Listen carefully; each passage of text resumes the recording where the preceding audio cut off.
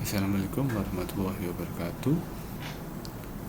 Bertemu lagi pada kesempatan ini pada mata kuliah Pendidikan Anti Korupsi dan Anti Nafsa.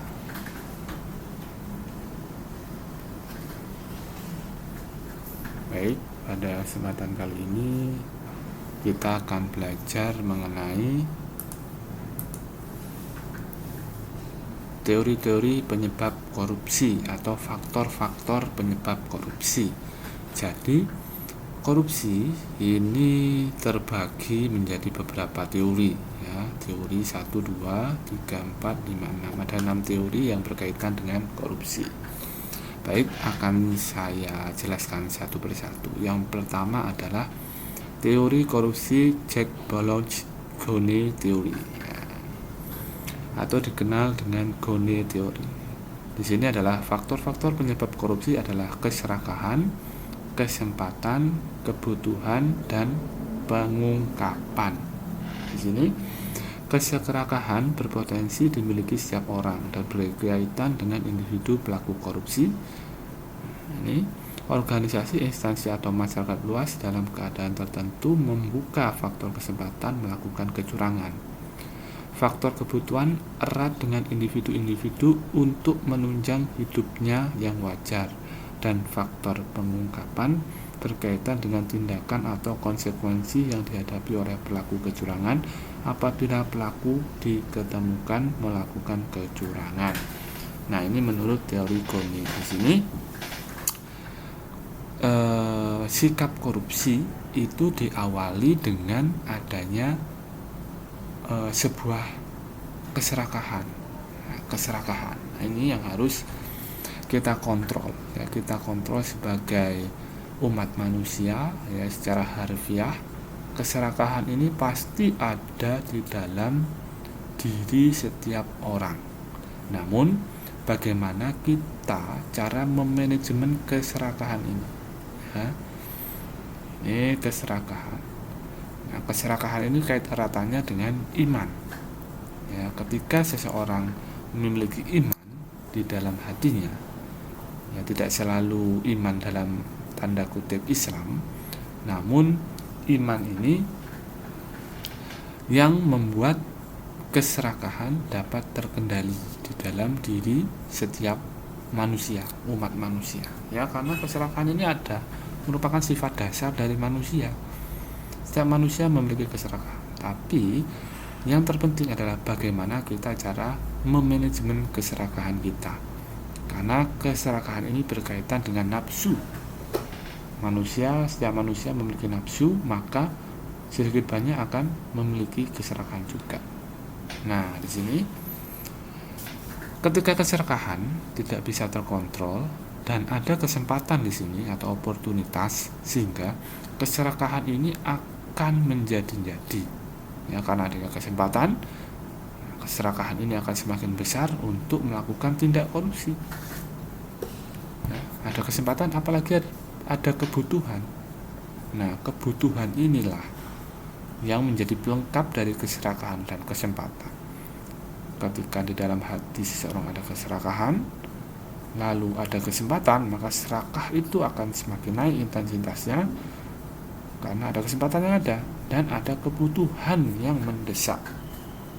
Maka dari itu, hanya satu-satunya adalah iman yang dapat menjaga dan mengontrol semua sifat-sifat ini, ya. Dan adanya pengungkapan atau expose. Nah, korupsi ini kalau nggak diungkap, itu nggak akan tahu adanya korupsi, ya kan? Nah, karena ada pengungkapan itu, sebuah tindakan dapat dikatakan korupsi atau tidak.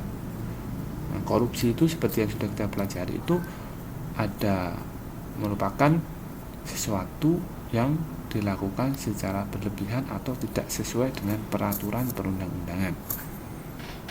Misalnya, yang sebenarnya itu bukan pendapatan miliknya, itu akan diambil oleh dia. Nah, begitu, ya. Nah, itu merupakan korupsi. Selama ini tidak ada pengungkapan atau expose, korupsi itu tidak akan terungkap. Oh, itu benar-benar korupsi atau bukan. Nah, di situ. Maka dari itu tadi oleh Goni dijelaskan bahwa di sini faktor pengungkapan berkaitan erat dengan tindakan atau konsekuensi yang dihadapi oleh si pelakunya. Akan ada pengungkapan, nanti pelaku tersebut akan mendapatkan hukuman. Oke, kita lanjutkan ke teori selanjutnya adalah teori korupsi Robert Klitgaard CDMA teori. Bahwa korupsi terjadi karena adanya faktor kekuasaan dan monopoli yang tidak dibarengi dengan akuntabilitas. Nah, kata akuntabilitas ini merupakan sebuah makna yang dapat mengontrol terjadinya korupsi. Ya. Selain iman, karena iman masing-masing orang itu berbeda, maka satu-satunya jalan untuk mengontrol terjadinya korupsi adalah adanya akuntabilitas. Kita sebagai akuntan sudah sering mendengar dan mengetahui tentang makna akuntabilitas. Akuntabilitas itu merupakan sebuah keadaan atau sikap di mana seseorang harus memenuhi antara hasil dengan sumbernya. Misalnya ada laporan, misalnya kalau di akuntansi ada laporan transaksi 5.000. Nah, supaya akuntabilitas 5.000 ini catatannya harus dicatatkan 5.000 dan ada bukti transaksinya sebesar 5.000. Nah, itulah yang dinamakan akuntabilitas. Ya, begitu. Dan bukti tersebut dapat dikonfirmasi keabsahannya. Itu yang dimaksud akuntabilitas. Nah, ketika seseorang mendapatkan kekuasaan, ya, dan adanya monopoli, maka tindak korupsi itu akan semakin besar faktor terjadinya. Ya. Kemungkinan terjadinya akan semakin besar ketika seseorang itu memiliki kekuasaan dan memonopoli. Begitu. Oke, kita ke teori selanjutnya. Di sini kita ke teori korupsi Donald R. Creasy, fraud triangle theory. Nah, ini seorang akuntan sudah mengenal, ya, baik mahasiswa akuntansi, ya, maupun staf pengajaran akuntansi, adanya fraud triangle, adanya 3 faktor yang berpengaruh, ya. Di fraud triangle adanya kesempatan, motivasi, dan rasionalisasi. Di kesempatan, ya, sudah saya jelaskan di sebelumnya. Ini mana adanya kesempatan, ya. Kesempatan atau opportunity.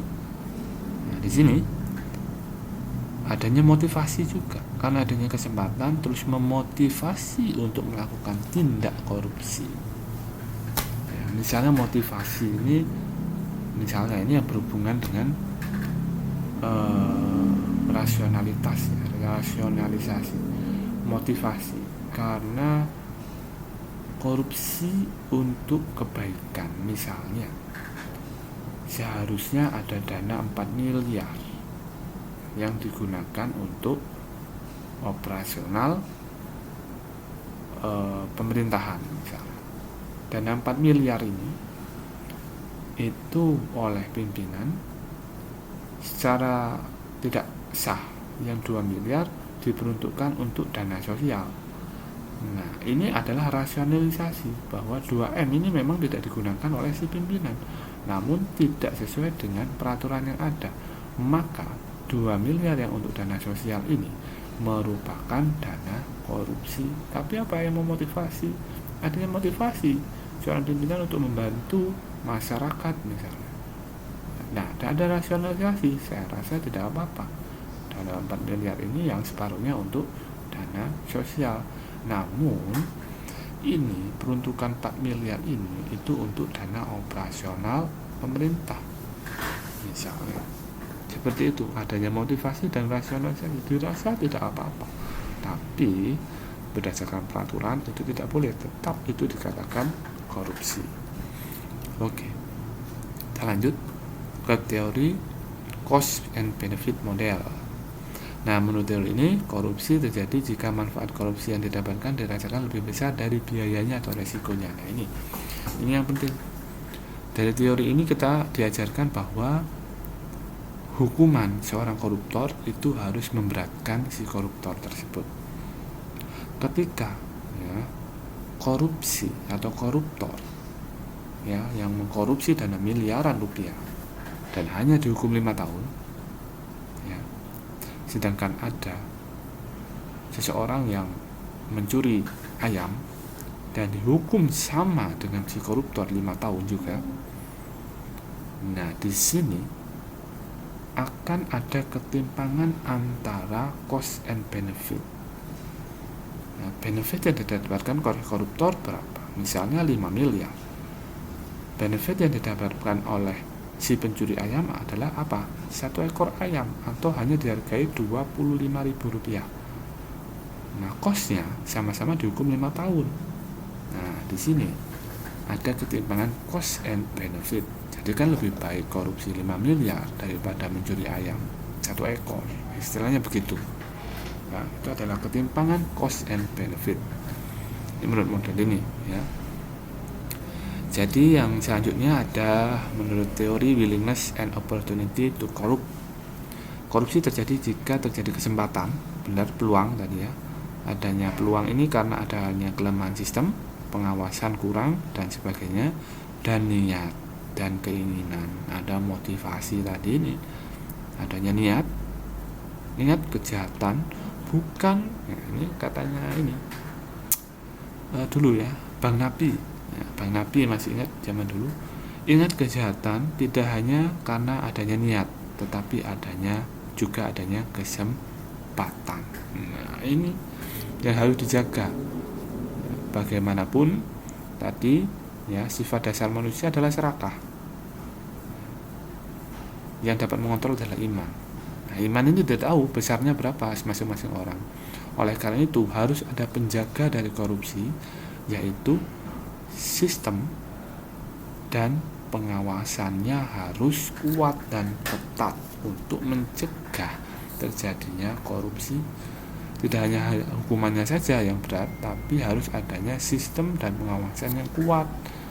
Jadi korupsi itu enggak hanya kalau sudah ada korupsi baru dihukum, tetapi harus ada tindak pencegahan korupsinya, yaitu melalui pengawasan dan sistemnya.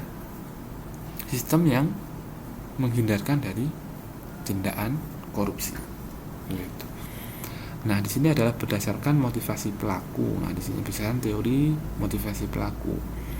Seperti disampaikan dalam berdasarkan motivasi pelaku, korupsi dapat dibedakan menjadi 5, yakni korupsi karena kebutuhan, korupsi karena peluang tadi, korupsi karena ingin memperkaya diri, tadi korupsi karena ingin menjatuhkan pemerintah, dan korupsi karena ingin menguasai suatu negara. Nah, ini korupsi karena ingin menjatuhkan pemerintah. Ini juga merupakan teori motivasi juga. Ya, mungkin karena seorang misalnya nih ada partai oposisi yang menjabat. Nah, untuk menjatuhkan pemerintahan yang istilahnya lawan politiknya dia melakukan korupsi di badan pemerintahan, sehingga untuk menjatuhkan pemerintahan saat ini itu juga masuk dalam motivasi. Atau adanya korupsi karena ingin menguasai suatu negara. Nah, ini harus ada sistem dan pengawasan yang ketat ya, dan netral. Sistem dan pengawasannya netral juga untuk mencegah dari adanya korupsi karena ingin menguasai suatu negara. Nah, semua faktor-faktor ini ya yang masuk dalam beberapa teori ini adalah 6 teori ya. Kalau kita lihat 6 teori, 1, 2, 3, 4, 5, 6 ya, 6 teori ini merupakan faktor-faktor yang harus kita tekan di dalam diri kita sendiri ya. Karena sifat dasar serakah kita harus kembalikan, maka mempertebal iman ya, bahwa kita yakin di dalam agama kita Islam, kehidupan kita tidak hanya di dunia, tapi kehidupan yang lebih kekal adalah kehidupan di akhirat nanti. Jadi di dunia ini adalah tabungan ibadah kita untuk ya, kebaikan diri kita di akhirat kelak. Ya, tidak hanya berpikir memperkaya diri di dunia saat ini saja. Boleh kaya, ya. Saya tidak mengatakan kita tidak boleh kaya, tapi kita boleh kaya, tetapi kaya kita itu harus kaya-kaya yang halal, bukan merupakan bagian dari tindak korupsi. Ya, ketika adik-adik sekalian, mahasiswa ketika nanti bekerja, ya, dan memiliki jabatan, ingatlah terus bahwa saya harus menjaga dari tindakan korupsi, karena kita harus tanamkan bahwa kehidupan kita di dunia tidak akan kekal. Yang kekal adalah kehidupan di akhirat. Di dunia itu hanyalah tabungan amal perbuatan kita untuk kehidupan yang lebih kekal di akhirat. Ya, surga akan menunggu kita di akhirat ketika tindakan, ya, sifat-sifat kita di dunia ini baik dan jujur. Oke, baik, cukup sekian pertemuan kali ini. Saya akhiri, semoga bermanfaat. Ingat, hindari tindak korupsi sekecil apapun. Wassalamualaikum warahmatullahi wabarakatuh.